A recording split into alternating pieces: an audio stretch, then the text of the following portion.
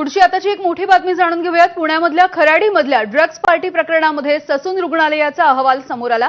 अटकेमध्ये असलेल्या प्रांजल खेवलकर आणि श्रीपाद यादव या दोघांनी मद्यप्राशन केलं होतं असं या अहवालामधून नमूद केल्याची माहिती सूत्रांनी दिलेली आहे। मंदार गोंजारी आमचे प्रतिनिधी आपल्याला अपडेट्स देत आहेत। मंदार,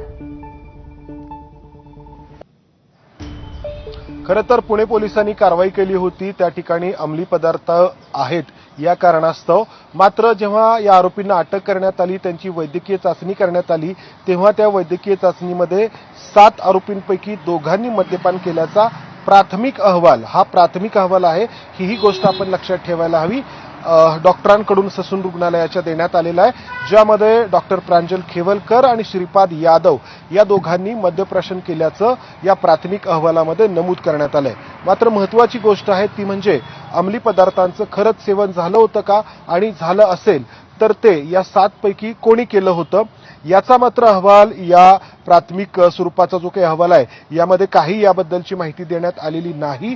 ही जी माहिती आहे ती न्यायवैद्यकीय प्रयोगशाळेकडे या सगळ्यांचे जे रक्ताचे नमुने पाठवण्यात आलेले आहेत त्या नमुन्यांच्या तपासणीनंतर स्पष्ट होईल असं सांगण्यात येत आहे। मात्र या 7 पैकी दोघांनी, ज्यामध्ये प्रांजल खेवलकर यांचा समावेश आहे, यांनी मद्यप्राशन केलं होतं असं हा ससून रुग्णालयाचा प्राथमिक अहवाल सांगतो। अर्थात खाजगी जागेमध्ये मद्यप्राशन करणं हा गुन्हा ठरत नाही। त्यामुळं पुणे पोलिसांनी ही जी आक्रमक कारवाई केलेली आहे त्या कारवाईची पुढची भिस्त या 7 पैकी किती लोकांनी अंमली पदार्थांचं सेवन केलं होतं का यावरती असणार आहे।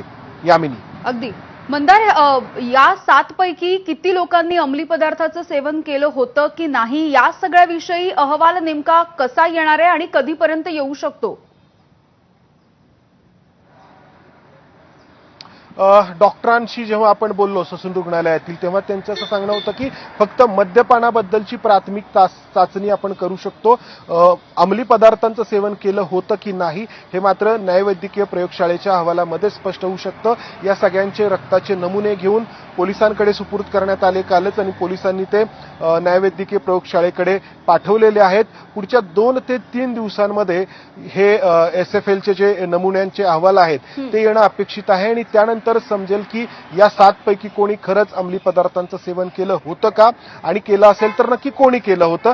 कारण अंमली पदार्थ जवळ बाळगणं हा देखील गुन्हा आहे। मात्र हे जे अंमली पदार्थ काल आपण पाहतो आहोत ते त्या ठिकाणी असलेले एका पर्समध्ये आढळलेले आहेत। त्यामुळं हे प्रांजल खेवलकरांकडेच आढळले असं काल तरी पोलिसांनी सांगितलेलं नाहीये। यामिनी, अगदी खरं तर काल या प्रकरणामध्ये ज्यावेळेला छापेमारी होत होती किंवा कोर्टामध्ये हे प्रकरण गेलं तेव्हा खरं तर पोलिसांनी 7 दिवसांची पोलीस कोठडीची मागणी केली होती। न्यायालयाने 2 दिवसांची पोलीस कोठडी या आरोपींना दिली।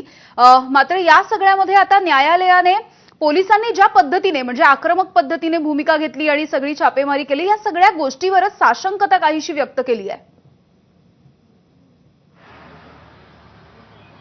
नक्कीच एक जो मुद्दा होता, जो बचाव पक्षाकडून किंवा आरोपींच्या वकिलांकडून मांडण्यात आला की या सगळ्या प्रकाराला रेव पार्टी म्हणावं का, कारण रेव पार्टी हे एक वेगळी कन्सेप्ट आहे। लोकांची रेव पार्टी म्हटलं की बघण्याची जे काही भावना आहे किंवा दृष्टिकोन आहे तो वेगळा असतो।